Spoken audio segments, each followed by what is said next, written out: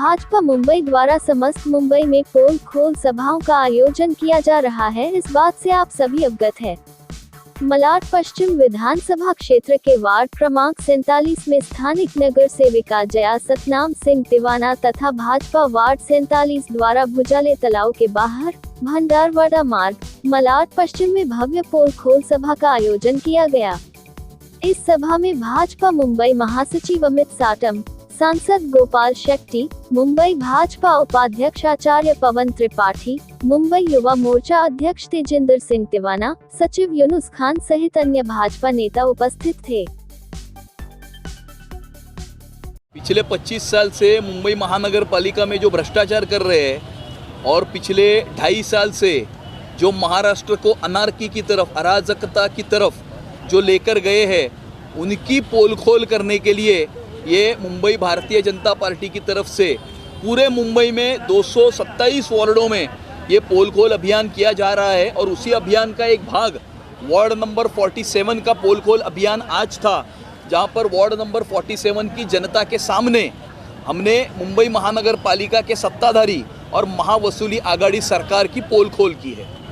नहीं, बीजेपी चाल चलने का इसमें कोई, ये मैंने अपने भाषण में भी कहा, वक्तव्य में भी कहा, कोई एक पार्टी की सत्ता स्थापन करने के लिए ये पोल खोल अभियान नहीं है, या किसी एक पार्टी का महापौर करने के लिए पोल खोल अभियान नहीं है।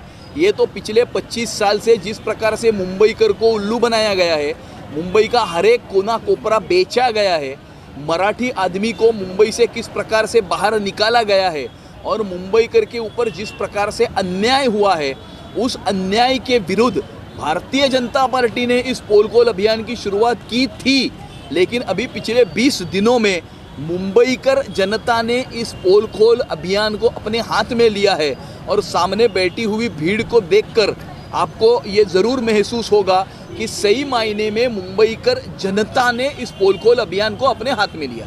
ऐसा है कि 1997 या 92 पकड़ो आप, 92 मुंबई महानगर पालिका में भारतीय जनता पार्टी का महापौर कभी नहीं था।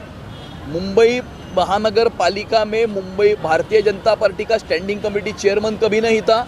मुंबई महानगर पालिका की सारी जो ताकतें हैं, सारी अथॉरिटी और सारे पावर्स ये महापौर और स्टैंडिंग कमेटी चेयरमैन के पास होते हैं, कमिश्नर के पास होते हैं, और इन पदों के ऊपर भारतीय जनता पार्टी का कार्यकर्ता कभी नहीं था। और इसीलिए ये जो बात है कि हम उनके साथ में थे, इस बात में कोई तथ्य नहीं है। ये तो ऐसा है कि ये शिवसेना की तरफ से इस प्रकार की बात कही जा रही है कि हम तो डूबेंगे, तुमको भी लेके डूबेंगे सनम। इस प्रकार जैसे हमने भ्रष्टाचार किया लेकिन आप हमारे साथ में थे। हम बिल्कुल साथ में नहीं थे, हम कभी मेयर नहीं थे, हमारा कभी स्टैंडिंग कमेटी का चेयरमैन नहीं था, और इसीलिए इस भ्रष्टाचार में हमारे शामिल होने की कोई संभावना या कोई बात ही नहीं है। देखिए, पोल खोल का क्या रिस्पांस मिल रहा है या प्रतिक्रिया क्या है, यह हमने कहने की आवश्यकता नहीं है, आपके सामने है। जब से मुंबई शहर में पोल खोल अभियान हमने प्रारंभ किया है, हर जगह पर बड़ी बड़ी सभाएं हो रही है, और सभाएं नहीं हो रही है तो हमारे जो मित्र हैं वे सारे के सारे ये पोल खोल की सभा न हो इसके लिए मानो जैसे कूद पड़े हो। कोई तो स्टेज के सामने आकर खड़ा होता है, कोई स्टेज ही बनाने नहीं देता है, तो कभी हमारे इस एलईडी रथ पर पथराव किया जाता है। मुझे लगता है इस पोल खोल अभियान को जिस सफलता मिल रही है, सारी जनता ने इसे सर पर उठा लिया है, इसी कारण हमारे मित्र पक्ष की ओर से ये सारे व्यवधान डाले जा रहे हैं। बड़ी सफलता है, यानी जहाँ जहाँ पर मुंबई शहर में ये अभियान चल रहा है, लोग बड़ी संख्या में ये भ्रष्टाचार की सारी बातें सुनने के लिए यहाँ पर आते हैं। देखिए, ऐसा है कि एक बात मैं शिवसेना की बड़ी मान लेता हूँ, जिस हिंदुत्व की हम बात कर रहे हैं, शायद आज के शिवसेना के नेता इस हिंदुत्व को समझने में कम पड़ रहे हैं। हिंदुत्व ये किसी एक व्यक्ति की मोनोपोली नहीं है। इस हिंदुस्तान ये अकेला देश था जिसने कभी दुनिया पर आक्रमण नहीं किया। ये हिंदू सब संभाल लेते हैं, और हम भी यही बात कहते हैं कि वो बाबरी ढांचा हमने नहीं गिराया तो सारे हिंदू समाज ने गिराया। और ये बात आज के शिवसेना के नेता समझ नहीं पा रहे। हम हिंदुत्ववादी है बताने की कोशिश कर रहे हैं। भाई, हमारा जन्म ही हिंदुत्ववादी के लिए हुआ था, हमें बताने की आवश्यकता नहीं है, आपको बताना पड़ रहा है। ये आपका दुर्भाग्य, आपको शुभकामनाएं देते हैं। भारतीय जनता पार्टी द्वारा मुंबई के सभी वार्डों में जो पिछले 33 सालों से ये शिवसेना शासित बीएमसी ने जो भ्रष्टाचार किए हैं, जो मुंबईकरों के साथ में अन्याय किया है, उसका पोल खोल ये मुंबईकरों के सामने भारतीय जनता पार्टी के सभी नेतागण सभी वार्डों में जाकर कर रहे हैं। देखिए, ये पोस्टर इसी बात का उदाहरण है कि आदरणीय बाला साहेब जी के बाद जो उनके सुपुत्र उद्धव ठाकरे जी को शिवसेना ये हिंदुत्व से जुड़ी हुई पार्टी है, ये साबित करने के लिए ऐसे पोस्टर लगाने पड़ रहे हैं। और अभी ये जग जाहिर हो गया है कि शिवसेना ये सोनिया सेना बन चुकी है और कहीं ना कहीं अपनी सेक्युलर उन्होंने एक हिजाब जो सेक्युलर का पहना है, ये लोगों के सामने उजागर हो चुका है। और अभी कहीं भी हिंदुत्व का एज भी उनके शिवसेना के अंदर कहीं कोई भी एंगल से नहीं दिखाई देता है। ये सभी युवाओं के सामने और मुंबईकरों के सामने साफ हो चुका है।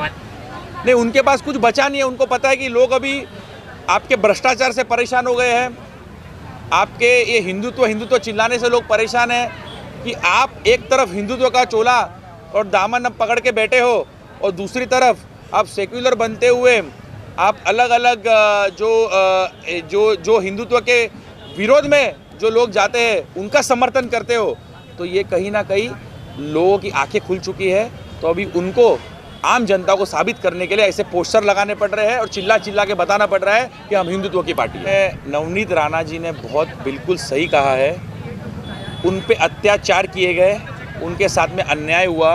अगर हनुमान चालीसा बोलने के लिए एक हिंदू को, एक सनातनी, एक धर्म के पालने वाले व्यक्ति को अगर जेल जाना पड़ रहा है तो वो व्यक्ति अमरण तक जेल जाने को तैयार है। ऐसा उन्होंने आज एक उदाहरण सभी के हिंदुओं के सामने रखा और मुझे गर्व होता है कि मैं भी एक हिंदू हूँ और कहीं ना कहीं नवनीत राणा जी उनके परिवार के साथ जो हिंदुत्व के साथ वो खड़े हैं, ऐसे हिंदुत्व के साथ, तो सच्चे हिंदुत्व के साथ में हम सभी देशवासी उनके साथ में खड़े हैं और वो बार बार जेल जाने को तैयार है। तो हम भी उनके साथ में, अगर हनुमान चालीसा पढ़ने पर जेल जाना पड़ रहा है तो हम सब भी तैयार हैं उनके साथ जेल जाने। तेजिंदर सिंह तिवारी उद्धव ठाकरे से साफ कह रहे हैं कि वो भी हनुमान चालीसा पढ़ेंगे अगर जेल जाना पड़ा तो भी।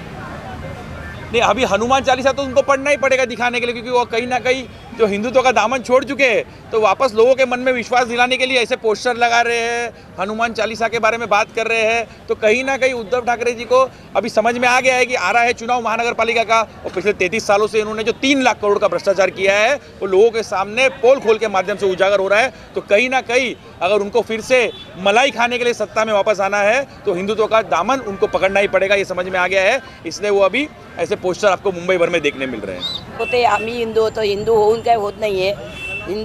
हिंदूची भूमिका आपण पार पाडायला पाहिजे। तर नुसतं ते म्हणतात की आम्ही भारतीय जनता पक्ष पोलखोलचा प्रोग्राम घेऊन आम्ही आता लोकांना गुमराह करतो, तर तसं चुकीची समज आहे। त्यांना जर हिंदू धर्माचं एवढं असेल तर ते हिंदू धर्मासाठी काय करतात हे लोक, त्यांनी त्याचं हे उदाहरण द्यायला पाहिजे ना, स्पष्टीकरण द्यायला पाहिजे।